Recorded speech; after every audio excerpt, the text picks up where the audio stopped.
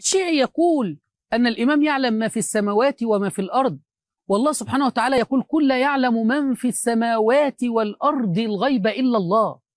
يقول أن هذه الأشياء، الجبال والبحار والشمس، كل هذه موجودة بوجود الإمام.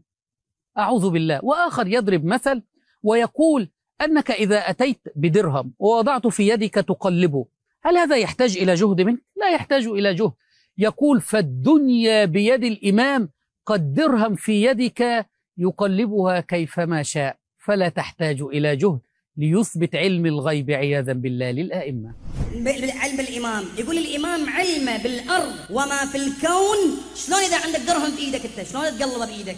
يحتاج إلى جهد؟ يحتاج إلى جهد كبير علمي ويدوي؟ أبدا ما يحتاج. يقول الإمام أيضا عنده هذا العلم. أعوذ بالله من هذه الأقوال الشركية.